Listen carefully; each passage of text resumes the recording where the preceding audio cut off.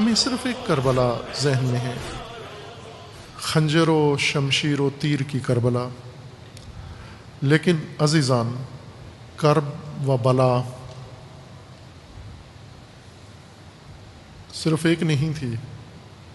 امام بہت سارے لشکروں کے نرغے میں تھے، اور اس لیے بعض مراحل بہت سخت تھے، اس کربلا سے زیادہ دشوار تھے۔ جیسے مکہ کے اندر، مکہ میں ہر روز کرب و ہر روز بلا، جسے ہم اندازہ نہیں لگا سکتے۔ ہمیں ذاکروں نے، خطیبوں نے، نوحہ گروں نے، شاعروں نے مضامین بنا کے سنوار کے کربلا کے مصائب کے لیے تیار کیا ہے۔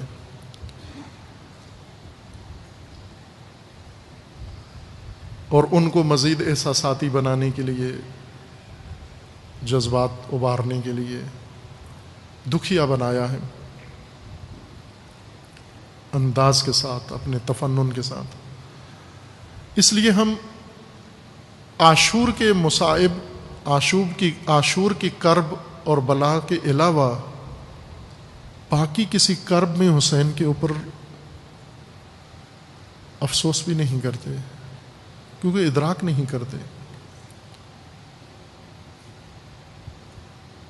چونکہ وہاں جاتے نہیں ہیں، اس میدان میں قدم نہیں رکھتے ہیں، اس طرف کوئی خطیب ہمیں لے کے نہیں جاتا، اس طرف کوئی ذاکر لے کے نہیں جاتا، کسی شاعر کا اس طرف دھیان نہیں جاتا۔ 28 رجب کو امام نے قیام و خروج شروع کیا، مکہ سے نکلے، 28 سے 3 شعبان تک راستے میں رہے، مکہ اور مدینہ کے درمیان 6 دن، 3 شعبان سے 8 ذی الحجہ تک امام نے قیام فرمایا مکہ کے اندر، 4 ماہ اور لگ بھگ 5-6 دن، اور 8 ذی الحجہ سے 2 محرم تک امام نے راستے میں یہ مدت صرف کی، 8 ذی الحجہ سے 2 محرم تک، 23-24 دن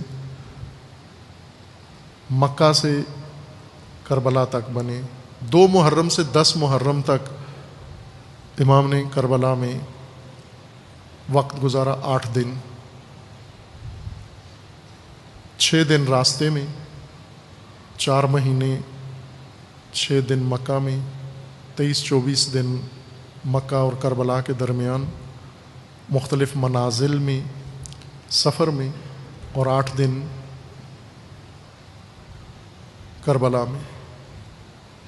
ایک بہت بڑی کرب و بلا جو امام حسین علیہ السلام کو درپیش تھی، اور کرب و بلائے عاشور سے 10 محرم سے زیادہ دشوار تھی۔ عزیزان، وہ جو حوالہ دیا میں نے لبنانی عالم دین کا، اور جس جہت کو اس نے امام حسین علیہ السلام کی شخصیت کے لیے بیان کیا ہے، سمو و ذات، سمو و روح، بلندی و عظمت روح حسین۔ سب سے بڑی کرب و بلا یہ نہیں ہے کہ جنگ میں قتل کر دیا جائے، جنگ جنگاوروں کے لیے، جنگجوؤں کے لیے، اہل حماسہ کے لیے موت فخر ہوتی ہے، سعادت ہوتی ہے، دلیری ہوتی ہے۔ امام حسین علیہ السلام کا اپنا بھی فرمانا ہے کہ میں موت کو کب اپنے لیے کرب سمجھتا ہوں۔ امام سید ساجدین کا فرمانا ہے کہ شہادت کو کب ہم اپنے لیے مصیبت سمجھتے ہیں، سعادت سمجھتے ہیں۔ کرب کیا چیز ہے؟ دکھ کس چیز کا ہے؟ عزیزان، یہ مصیبت وقت لگے گا ہمیں اس کرب کو سمجھنے پر۔ سب سے بڑی کرب ایک عظیم روح کے لیے کریم النفس انسان کے لیے، ایک باشرف ہستی کے لیے، ایک مکارم اخلاق کے اعلیٰ درجے پر فائز روح کے لیے، جو تمام دنیاوی پستیوں سے ماورا و بلند ہو گیا ہو، کرامت کے اعلیٰ ترین چوٹی پر فائز ہو، شرف کے اعلیٰ ترین مقام پر فائز ہو، اور اس کو پالا پڑے حقیر لوگوں کا، اس کا زمانہ حقیر، اس کے ارد گرد حقیر، گھٹیا اور پست لوگ ہوں۔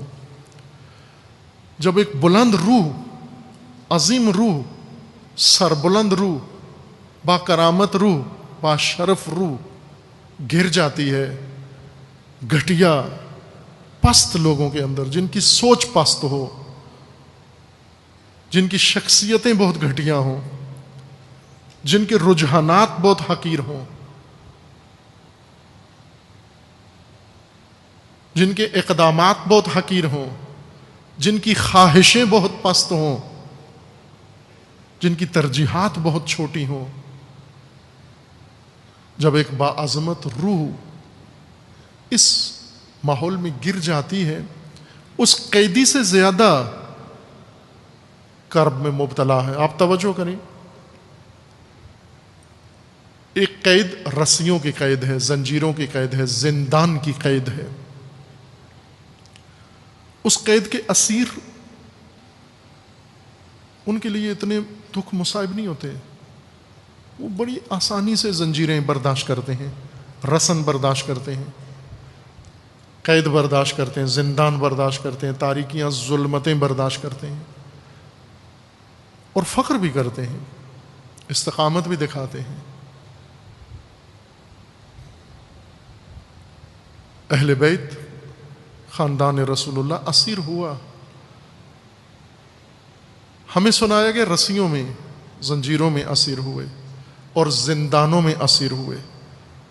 اسارت زندان قابل تحمل ہے، لیکن جب ایک عظیم روح، پاکیزہ روح، برتر روح، بلند روح، با کرامت روح، با شرف روح، منزہ روح جب حقیر اور گھٹیا اور پست اور رذل انسانوں کے اندر اسیر ہو جائے، وہ بہت تکلیف دہ ہے، وہ زیادہ کربناک ہے۔ امیر المومنین کو ظاہر زندان میں نہیں ڈالا گیا، زنجیروں میں نہیں کسا گیا، شہر و درباروں میں نہیں گھمایا گیا، لیکن امیر المومنین نے خدا سے یہ دعا مانگی، پروردگارا انہیں مجھ سے لے لے، مجھے ان سے لے لے۔ کیوں؟ کیا تکلیف تھی امیر المومنین کو؟ یہ سنگسار کرتے تھے امیر المومنین کو، تکلیف پہنچاتے تھے امیر المومنین کو، تشنام دیتے تھے امیر المومنین کو؟ نہ، یہ تو ساتھی تھے، یہ تو دوست ہیں، یہ تو ماننے والے ہیں، یہ تو سپاہ ہے آپ کی، یہ تو فوج ہے آپ کی، اسی سے تکلیف میں ہے، انہی سے خدایا جان چھڑا، انہی سے دور کر، ان میں اسیر ہوں، اس اسارت سے مجھے آزاد کر۔ اور جس دن ضرب پڑی، کرب شمشیر، زخم شمشیر نے امیر المومنین کو تکلیف نہیں دی، بلکہ اس دن فرمایا فزت ورب الکعبہ، اب کرب سے، مصیبت سے، دشواری سے آزاد ہو گیا ہوں۔ یہ زخم جو سر پہ لگا ہے، اس نے تکلیف میری ختم کر دی ہے۔ وہ تکلیف کیا تھی؟ نامردوں کے درمیان، اشباہ الناس کے درمیان گر جانا، جن کے اندر اقدار نہ ہو، جن کے اندر انسانی صفات نہ ہو، فضیلتیں نہ ہوں، ان کے درمیان اگر اسیر ہو جائے روح عظیم، ذات سامی، صاحب سمو، اگر ان حقیر لوگوں کے اندر اسیر ہو جائے، یہ زندان سب سے زیادہ تکلیف دہ ہے۔ عزیزان، امام حسین صرف ایک میدان کرب و بلا میں نہیں تھے، اس سے بڑے شدید میدان کے اندر بھی تھے۔ اور وہ میدان، وہ کربلا مدینہ سے ہی شروع ہو گئی. مروان ابن زرقا، ولید، اور سب سے زیادہ کربناک یہ مکہ، یہ حرم، یہ کعبہ، اور اس کعبہ کے اندر یہ مجاورین، یہ حمام حرم، یہ بظاہر عقیدت رکھنے والے، لیکن کس قدر دور ہیں یہ اپنے امام سے، کس قدر تنہا ہے یہ امام. 4 ماہ مکہ کے اندر قیام کر کے اور لوگوں کو سب کچھ بتا کے، اور پھر اکیلے مکہ سے روانہ ہو رہا ہے، تنہا مکہ سے جا رہے ہیں.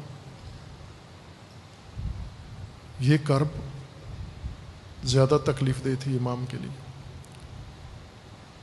میدان کربلا میں امام نے جو ساتھ تھے، جو عالی مرتبہ انسان تھے، بلند ارواح والے انسان تھے، عظمت ذات کے مالک انسان تھے، انہیں خود فرمایا آپ چلے جاؤ، انہیں خود فرمایا آپ چلے جاؤ. وہ نہیں گئے، لیکن مکہ میں فرد فرد کو کہہ رہے ہیں کہ آپ ہمارے ساتھ آ جاؤ، لیکن ہر ایک کسی نہ کسی دلیل سے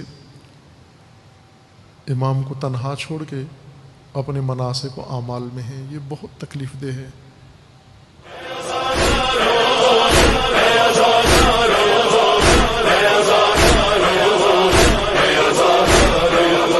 کربلا حق ہے بتاتے جاؤ، جان بے خوف لٹا